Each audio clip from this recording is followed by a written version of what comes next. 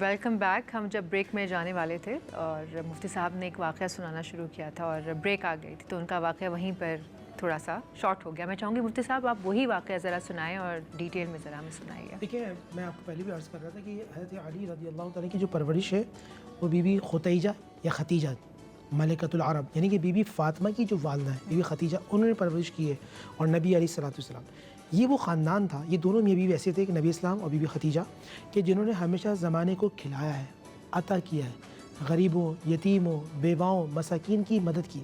مولا کائنات جب امیر المؤمنین بنتے ہیں تو جب کوفہ کی مسجد میں آتے ہیں تو آپ اندازہ کیجئے کہ مولا کائنات یہاں تشریف فرمائے اور اس وقت آپ سوکھی روٹی پانی میں ڈال کے کھا رہے ہیں اور باہر ایک وسیع عریض لنگر چل رہا ہے.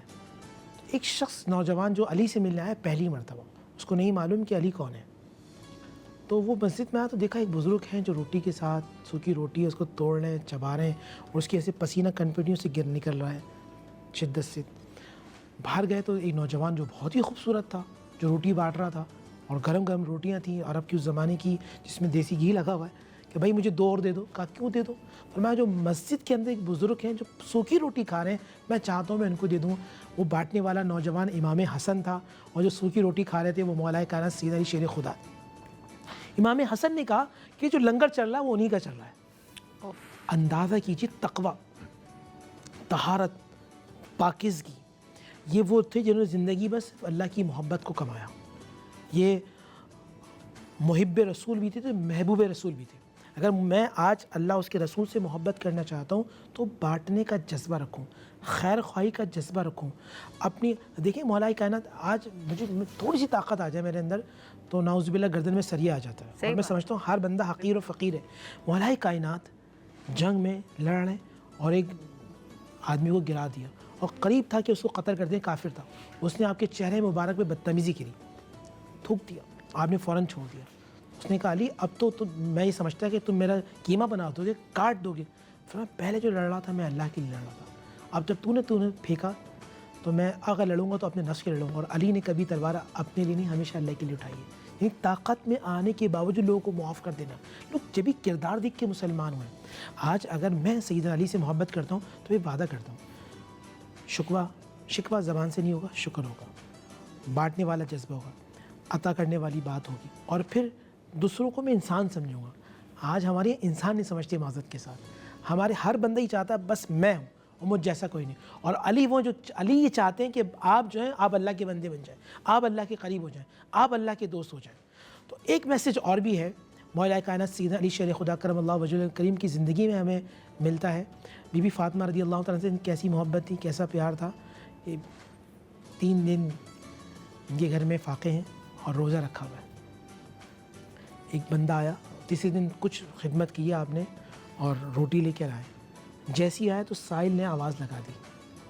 اندازہ کیجیے کہ وہ پورا کا پورا کھانا اللہ کے نبی صلی اللہ علیہ وسلم کے اس پیارے داماد نے راہ خدا میں بانٹ دیا. سبحان. یہ بانٹنے کا جذبہ تھا.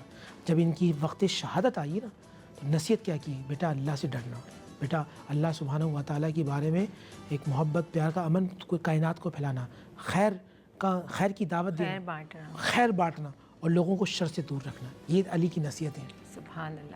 آپ بھی کچھ اس میں ایڈ کرنا چاہیں؟ مولا کائنات علی ابن ابی طالب علیہ السلام کی سخاوت جو ہے ضرب المثل ہے. اور روایت یہ کہتی ہے کہ ایک مرتبہ مولا کائنات علی ابن ابی طالب علیہ السلام کا قافلہ رخت سفر باندھ رہا تھا اور ایک سائل نے ایک روٹی کا سوال کر دیا. مولا کائنات علی ابن ابی طالب علیہ السلام نے اپنے غلام قمبر سے کہا کہ علی کے در سے کبھی کوئی سائل خالی ہاتھ واپس نہیں گیا ہے، تم سائل کے سوال کو پورا کر دو. اب ایک روٹی کا سوال تھا. قمبر نے کہا کہ مولا روٹی توشیدان میں رکھی جا چکی ہے. مولا نے کہا کوئی بات نہیں، پورا توشیدان دے دو. تو قمبر نے کہا کہ مولا توشیدان جو ہے وہ اونٹ پر بار کیا جا چکا ہے.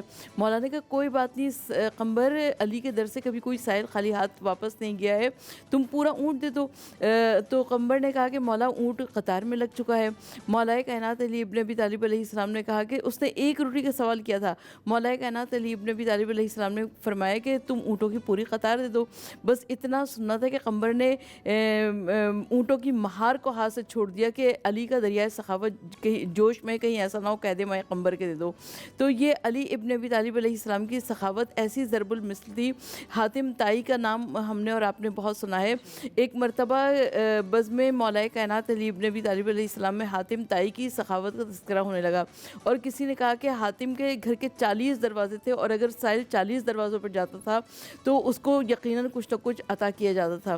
مولا کائنات علی ابن ابی طالب علیہ السلام نے فرمایا کہ حاتم سخی ضرور ہوگا مگر صاحب ظرف نہیں ہوگا, اس لیے کہ اگر صاحب ظرف ہوتا تو پہلے ہی دروازے سے اسے اتنا دے دیا جاتا کہ اسے اگلے دروازے پر جانے کی ضرورت ہی پیش نہ آتی. صحیح بات ہے, بالکل. تو یہاں پر اگر ہم ان کی سیرت میں دیکھیں تو ہمیں بہادری کے قصے بھی اتنے ہی ملتے ہیں, ان کی خوش اخلاقی کے قصے بھی اتنے ہی ملتے ہیں, اللہ سے ان کی محبت بھی اتنی ہی زیادہ ہے.